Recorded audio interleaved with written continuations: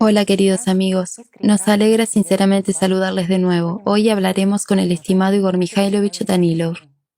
Saludos. Igor Mikhailovich, en nuestras transmisiones hablamos sobre un método de resolución de tareas como la lluvia de ideas y hablamos de la diferencia entre la verdadera lluvia de ideas y solo una reunión de personas, esos mismos científicos en una mesa. Y usted hizo hincapié en lo importante que es realmente la libertad, porque la creación es imposible sin libertad absoluta. Otro criterio muy importante para la lluvia de ideas es que las personas, como esos verdaderos científicos que se reunirán, no deben ser disonantes entre sí, deben estar sincronizados en un objetivo, no debe haber beneficios secundarios, y lo más importante que no se vean como enemigos.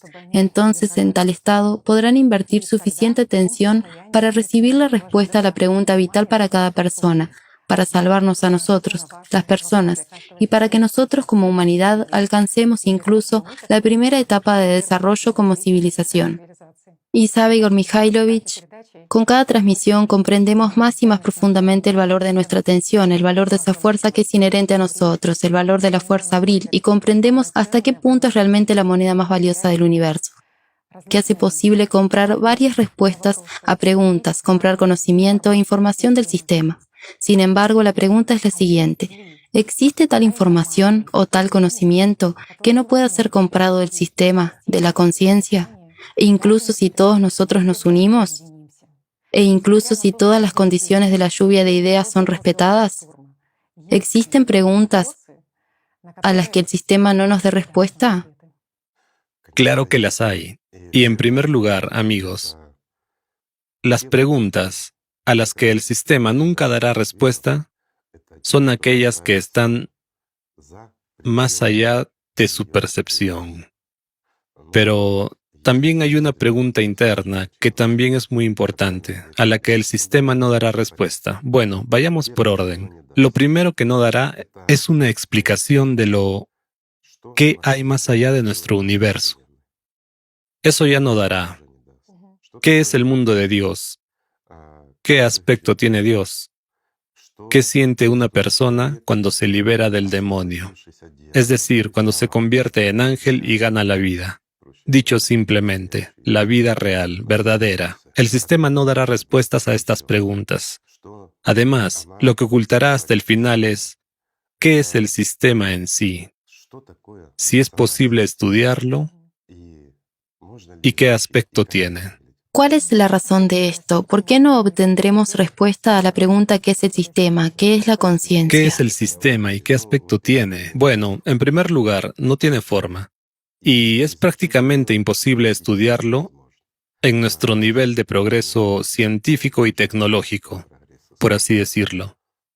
Voy a explicar por qué. Nosotros estamos dentro del propio sistema. Estamos en la tercera dimensión. Mientras que el sistema está más arriba, digamos, empieza en la cuarta dimensión, y de la cuarta a la sexta dimensión es el mundo no solo del sistema, sino también de nuestra conciencia. Podemos estudiar el sistema en sí, al igual que nuestra conciencia, solo por medio de nuestra conciencia. Es la única herramienta que nos permite penetrar, digamos, en la cuarta, la quinta y la sexta dimensión. Sí, la conciencia está limitada en la percepción, pero puede hacerlo porque es de la misma naturaleza. Digamos que no tenemos ninguna otra herramienta que podamos llevar más allá de nuestra tridimensionalidad, excepto nuestra conciencia. Pero nuestra conciencia es siempre, digamos, asociativa, es siempre inexacta en estos asuntos. Pero eso es si la miramos superficialmente.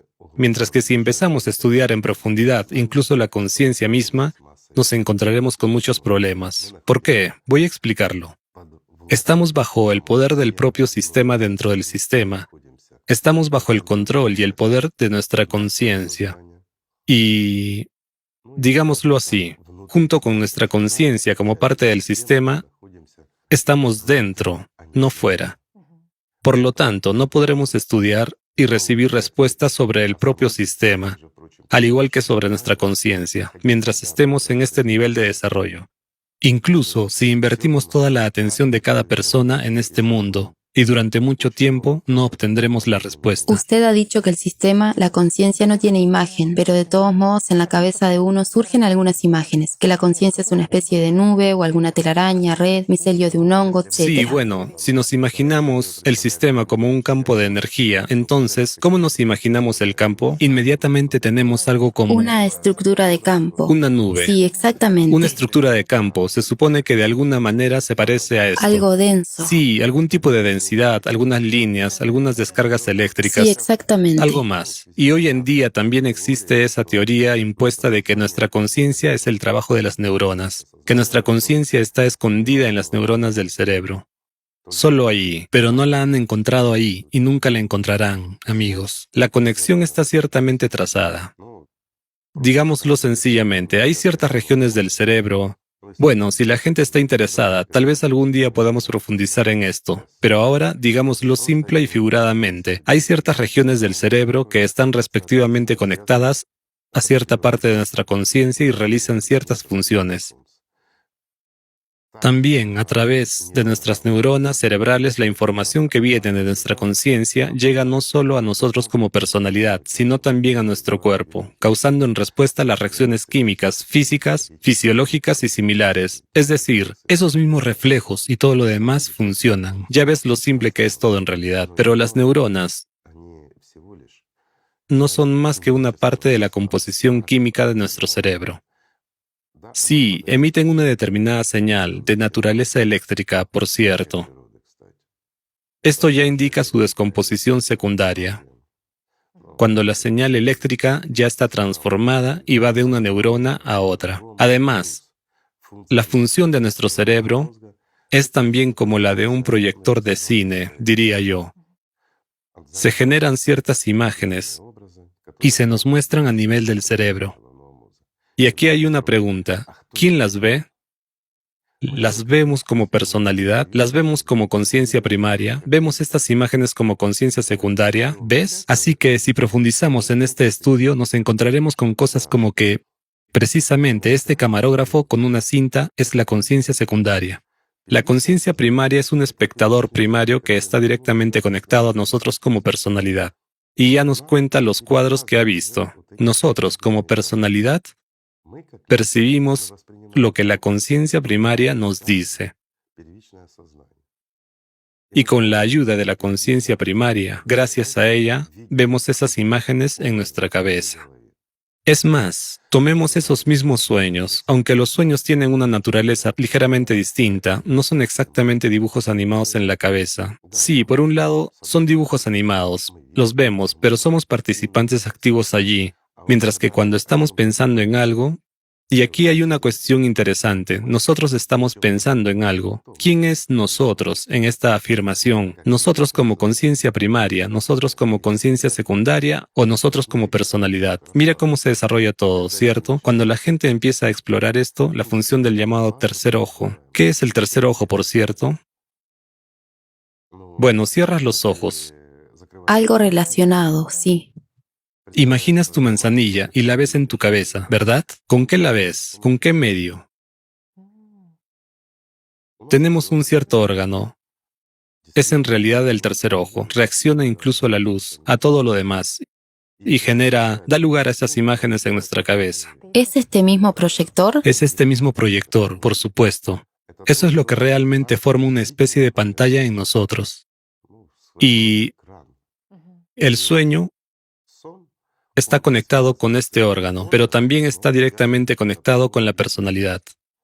Y también está directamente conectado con la conciencia secundaria, pasando por alto la conciencia primaria. Y aquí es donde se manifiesta el fenómeno de nuestro sueño. Y es por eso que durante la fase de este sueño, digamos, cuando miramos dibujos animados, las terceras fuerzas, llamémosle así, pueden conectarse fácilmente a nosotros, porque justo en este momento estamos desprotegidos. Bueno, hay muchas cosas interesantes. Es muy interesante. De nuevo, cuando empezamos a estudiar nuestra conciencia más profundamente, digamos, con más detalle, cuando intentamos llegar al fondo de ella, ya sabes, Todo pozo tiene un fondo. ¿Es lógico? Sí, hay fronteras, hay algunos límites. Para poder estudiarlo. Por supuesto, para poder estudiar no solo lo que se observa. Después de todo, la ciencia actual se reduce ¿a qué? A la observación y descripción del observado, ¿verdad? Se necesita una forma y una imagen. Por supuesto, determinadas condiciones y como consecuencia obtenemos un determinado resultado, ¿cierto? Esto se repite con diferentes personas, es decir, estudiamos patrones de nuestra conciencia. Estas regularidades. Ciertas regularidades, desviaciones, bajo qué condiciones, cómo y qué. Pero todo esto es una ciencia de observación y descripción. Sin embargo, no es una ciencia creativa, ¿cierto? Igor Mikhailovich, en el transcurso de varios siglos, ¿al menos alguien se ha acercado al verdadero estudio de la conciencia? No. ¿Al menos alguien lo ha logrado? Es imposible. Desde la perspectiva de la tridimensionalidad es imposible. Utilizando nuestra conciencia como herramienta para explorar la conciencia es imposible. Voy a explicar por qué. Muchas personas que realmente trataron de estudiar la conciencia penetraron profundamente en ella, utilizaron diferentes técnicas. Bueno, ellos mismos las inventaron. Después de todo, eran científicos con nombres de renombre mundial. Y lo más interesante es que, en un momento dado, ellos cerraron sus proyectos. ¿Por qué? Porque ¿Con qué se encontraron? ¿Qué ocurrió? se encontraron con el hecho de que empezaron a perderse a sí mismos. Porque incluso nuestra conciencia primaria tiene varias capas. La conciencia es el laberinto más complejo y a veces sin salida.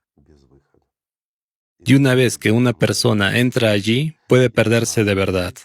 Muchas personas que intentaron explorar su conciencia apoyándose en las muletas de la ciencia, por así decirlo, se quedaron allí y nunca volvieron. Es decir, se volvieron locos en el sentido literal de la palabra, amigos. Hay muchos ejemplos de ello en la historia. En la historia de la medicina, en la historia de la ciencia, hay un montón de ellos.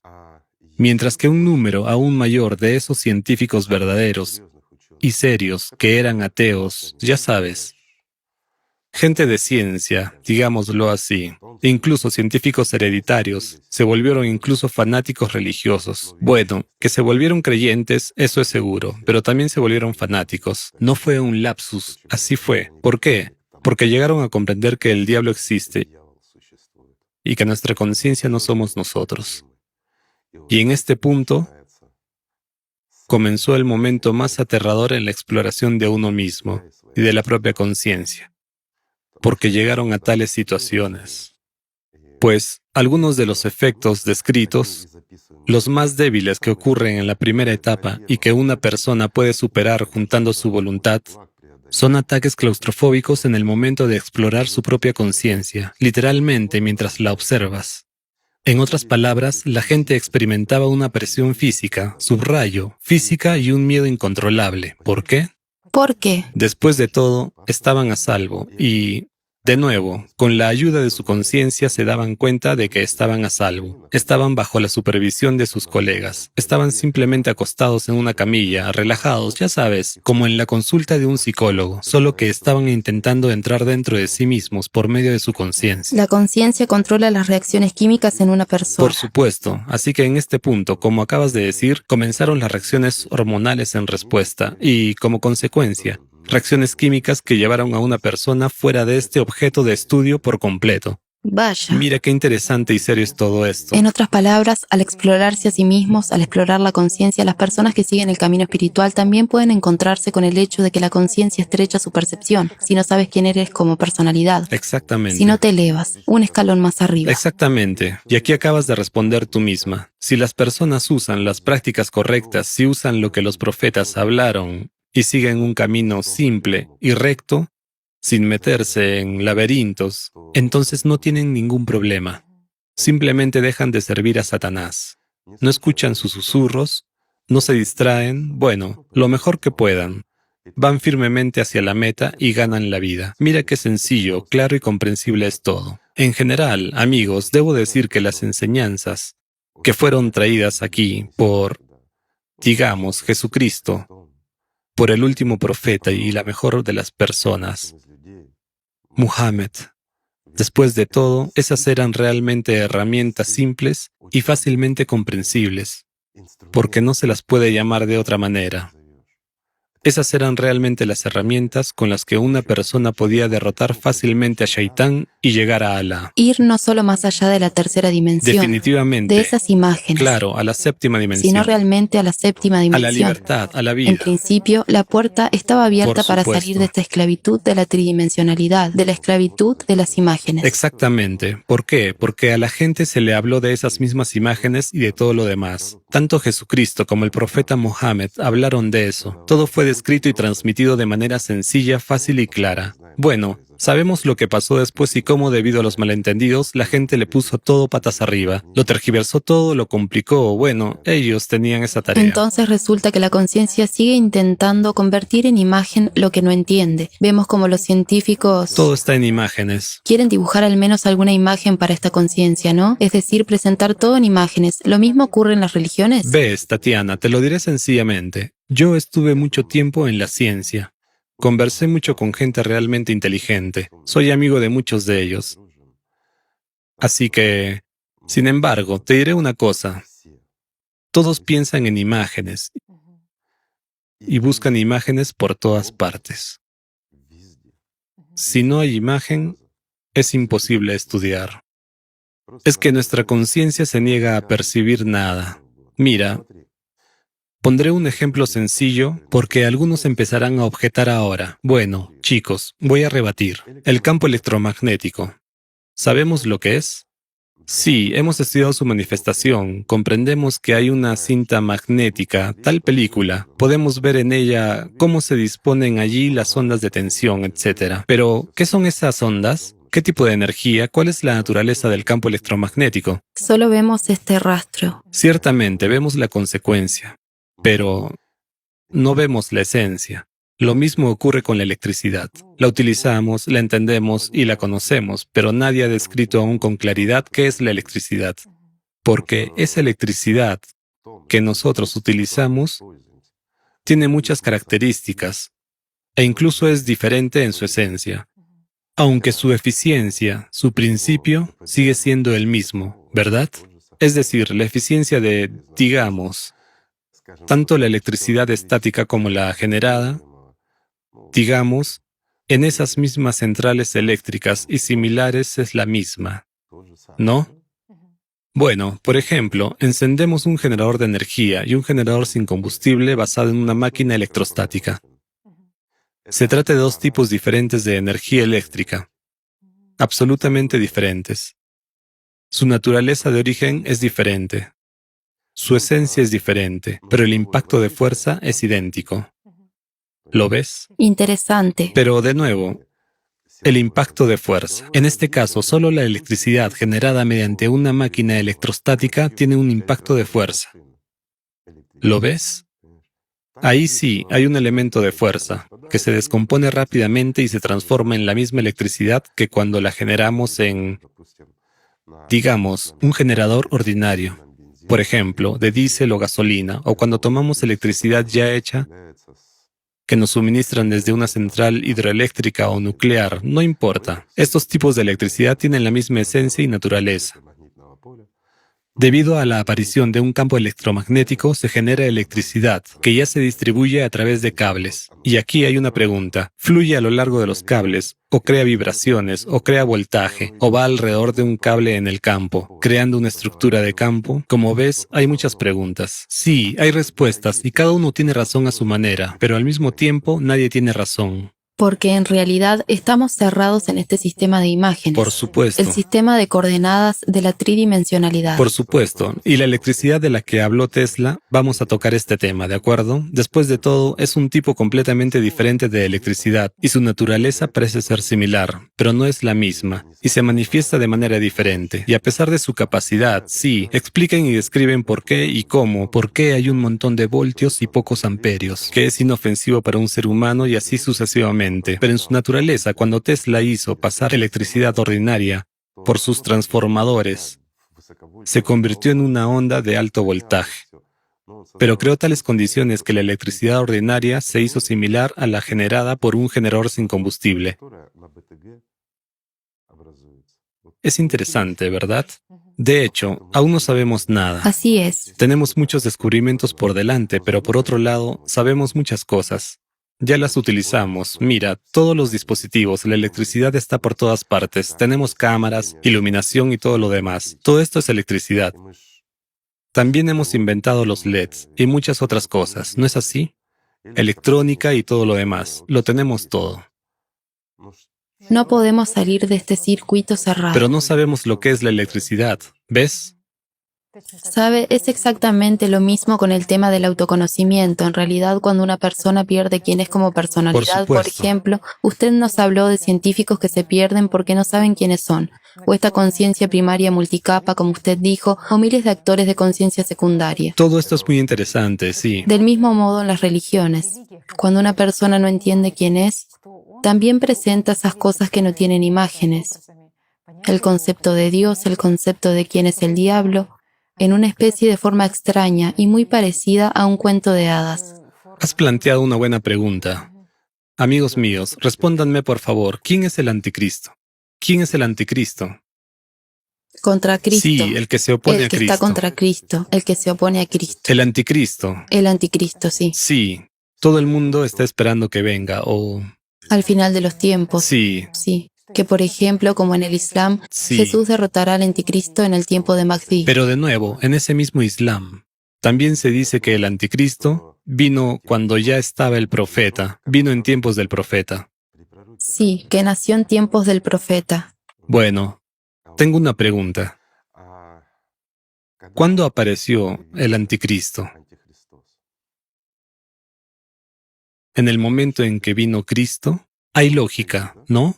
Bueno, ya sabe, Igor Mikhailovich, hay una pregunta aquí, de hecho, ¿quién es el anticristo? Porque todo el mundo realmente espera un individuo, que será de alguna encarnación del mal universal, un falso mesías, que será una persona concreta. ¿Es una persona concreta? ¿Puedo hacerte otra pregunta? ¿Acaso no habló Jesús de esto, de cómo era? ¿Y qué inventó la gente? O la mejor de las personas, el profeta Mohammed, ¿acaso no habló de esto? ¿Y qué contó la gente después? Pero en el cristianismo se dice indirectamente que quien está en contra de Jesús hay en él un espíritu del anticristo. Sí, El que reconoce a Jesús tiene un espíritu de Dios en él. En otras palabras, si hay un espíritu del anticristo en una persona, el anticristo ya existe de hecho. entonces, ¿cuándo apareció? Cuando el ser humano apareció en su estructura compleja, ¿cierto? Cuando un ser humano es una parte de Dios por un lado y una parte del diablo por el otro, ¿cierto? Cuando hay tanto un ángel como un demonio en él. Esa es la respuesta. Así que el anticristo es exactamente el propio sistema, el diablo, la conciencia humana. Es el propio ser humano. Verás, todo el mundo está esperando, esto me gusta mucho, que según el Islam ese mismo anticristo vendrá y será visco. Tuerto, de pelo rizado, Dieron tal descripción de él. en un asno. Sí, vendrá y gobernará. Se supone que será derrotado y todo lo demás. Ya sabes, ese tipo de... Una persona concreta. Otra vez imágenes, otra vez todo lo demás. Aunque en realidad, ¿acaso se fue a alguna parte? ¿Por qué iba a venir si no se fue a ninguna parte? No salió de una sola persona. Esa es la respuesta. Incluso cuando una persona obtiene la vida y se convierte en un ángel durante su vida, estando todavía en el cuerpo, el anticristo no se va a ninguna parte. ¿El anticristo no tiene imagen? Por supuesto que no. Bueno, yo lo diría así. Tiene muchas imágenes. ¿Sabes por qué? ¿Por qué? Acércate a un espejo y mírate. ¿Qué verás? ¿Un ángel o un demonio? El anticristo. Por supuesto, verás al anticristo. ¿Por qué? Porque todo lo mortal y todo lo material en este mundo y en esta tridimensionalidad es una parte del sistema. Así que definitivamente es el anticristo. La carne que se opone. Por supuesto, la carne que se opone al espíritu. Esa es la respuesta. Así que cada uno de ustedes, amigos, admirándose en un espejo, ve a ese mismo anticristo. Por supuesto, si no tuviste suerte y encajas en la descripción, como es en el Islam, no tienes un ojo. Esas cosas pasan. Es la vida. Bueno, y todos los demás bellos rasgos. Eres torcido, visco y así sucesivamente. Entonces no tuviste suerte. ¿Verdad? Pero por regla general ni siquiera encontrarás tales coincidencias. Al fin y al cabo, describen lo que una persona en realidad nunca conocerá ni encontrará en su vida, ¿verdad? Por ejemplo, conocemos la imagen de la bestia y la imagen de... Absolutamente cierto. Has mencionado la bestia ahora, ¿no? Después de todo, el profeta dijo claramente que la bestia saldrá de debajo de la tierra al final de los tiempos, y la gente responderá por sus pecados. Y la bestia les hablará de manera milagrosa, mostrándoles su pecaminosidad.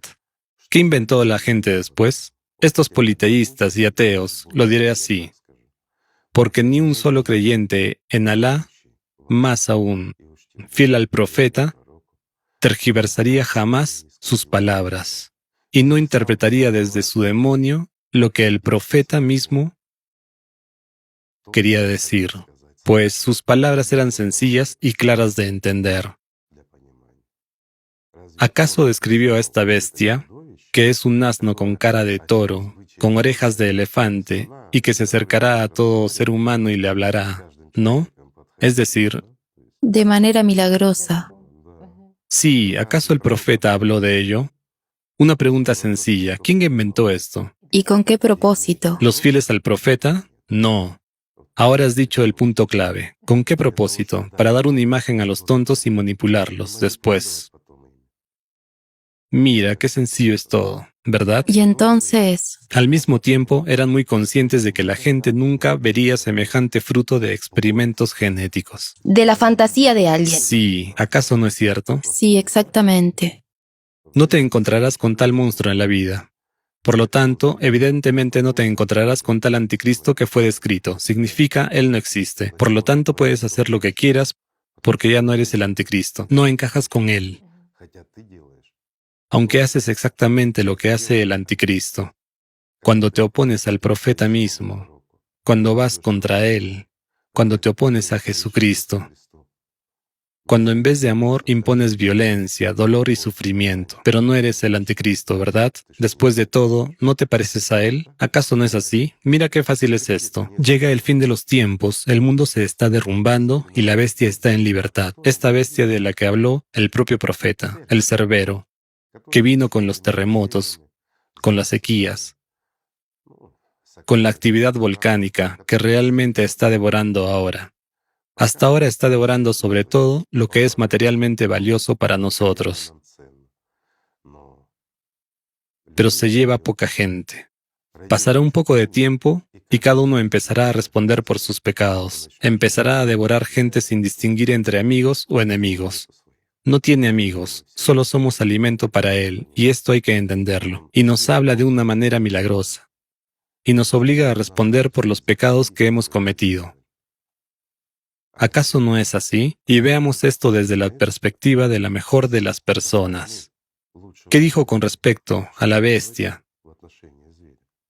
No aparecerá del cielo, saldrá de las entrañas, es decir, aparecerá de debajo de la tierra. ¿Acaso no es así como está sucediendo? Y ahora lo hemos comprobado científicamente, incluso en la conferencia. Sí, exactamente. Saldrá de las entrañas. Sí, no ha caído del cielo, ¿verdad? Sí, Así que el Cerbero ya anda por nuestros patios y hará que cada uno de nosotros responda por sus pecados. Hablará con la gente de la manera más milagrosa. ¿Acaso no nos está hablando de manera milagrosa ahora? Me parece. Da miedo imaginar un lenguaje más milagroso que el que nos habla ahora el Cerbero. Es el lenguaje de la destrucción de nuestro hogar, de nuestro planeta. Este es el lenguaje más aterrador y más milagroso, cuando cada uno de nosotros, los que nos hemos dado cuenta del alcance y del tipo de peligro en el que ya estamos, y de que mañana el Cerbero puede venir a nosotros y simplemente destruirnos junto con nuestra ciudad, junto con nuestro país. Me parece que es un lenguaje extremadamente milagroso, que nos obliga a pensar en nuestros pecados. Da miedo, pero es justo. Y de eso se trata, de justicia, de que recibamos lo que nos merecemos, nosotros como humanidad.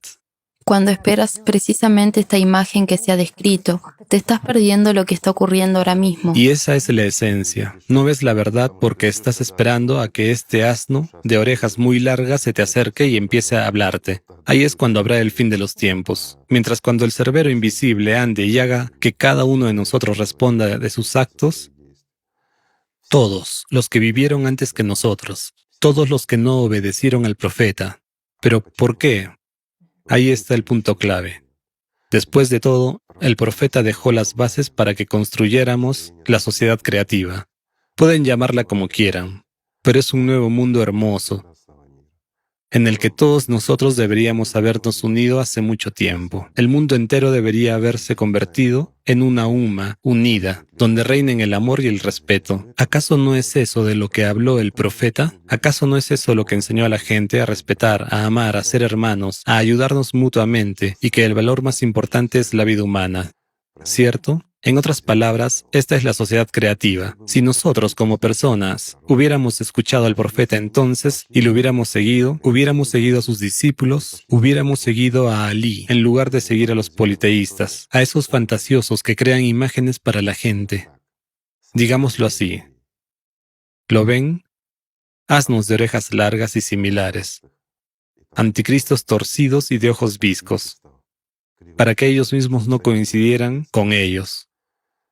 Si nosotros, como humanidad, hubiéramos seguido a Alí, entonces habría un mundo diferente, y el Cerbero no habría venido ahora. Esa es la cuestión, amigos. Y esto es verdad.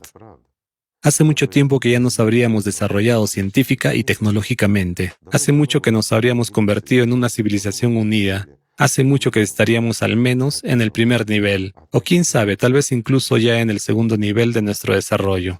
Ya no nos importaría esta ciclicidad, y no andarían por aquí cerberos. Nadie excepto chihuahuas, por así decirlo.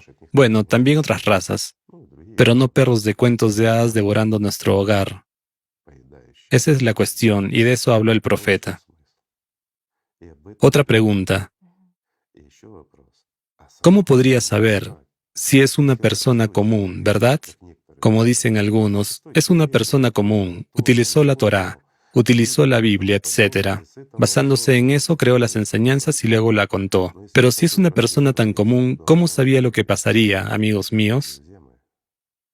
Si no fuera de Alá, no podría saber nada. Después de todo, ustedes no saben lo que ocurrirá mañana, mientras que el profeta sabía lo que pasaría incluso en nuestros tiempos. No solo mañana. Advirtió a todo el mundo de lo que le pasaría al Islam, de cómo actuaría la gente.